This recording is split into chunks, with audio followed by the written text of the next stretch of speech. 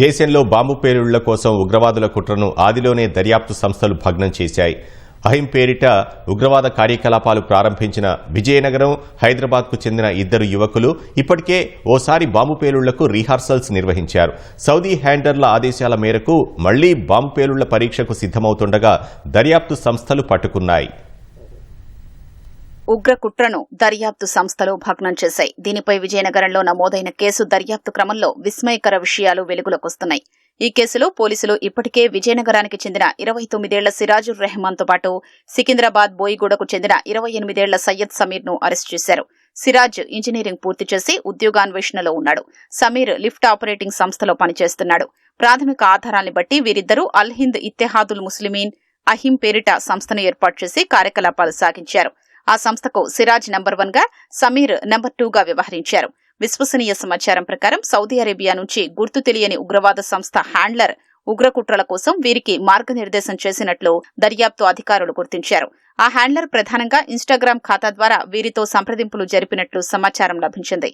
ఇలా ఆ యువకులు దేశంలో పేలుళ్లకు పథకరచన చేసి ఉగ్ర కార్యకలాపాల విస్తరణకు పన్నాగం పన్నారు. అందుకోసం పొటాషియం క్లోరేట్, సల్ఫర్ తదితర పేలుడు రసాయనాల్ని ఆన్లైన్ ద్వారా కొనుగోలు చేశారు.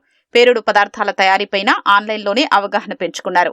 ఈ నెల 21 లేదా 22 తేదీల్లో విజయనగరం పరిసరాల్లో బాంబు పేలుళ్లకు రిహార్సల్స్ నిర్వహించాలని నిర్ణయించారు. ఇంతలోనే ఆంధ్రప్రదేశ్, తెలంగాణ పోలీసులు సంయుక్తంగా వీరి కుట్రను భగ్నం చేశారు. నిందితులు మరికొందరు యువకులు మైనర్లతోనూ తరచూ సమావేశాలు నిర్వహించారు.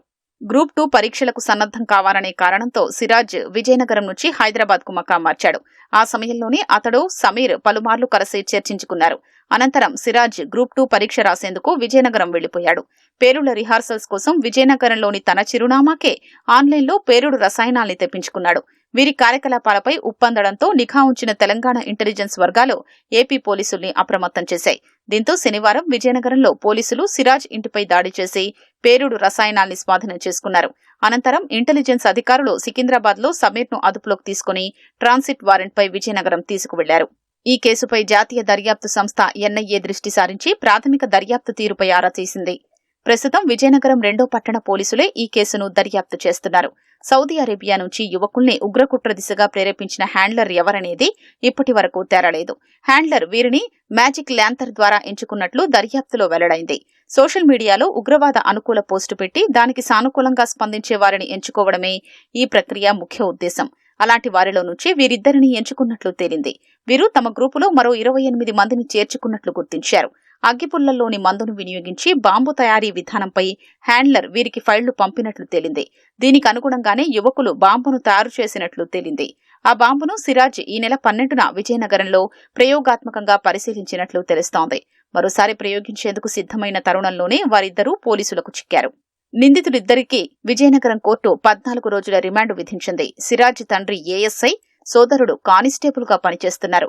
కుమారుణ్ణి పోలీసు అధికారిగా చూడాలని తండ్రి కలలు కన్నారు. శిక్షణ, ఉద్యోగాన్వేషణ పేరుతో హైదరాబాద్ వెళ్లిన సిరాజ్ ఉగ్రవాదానికి ఆకర్షితుడయ్యాడు.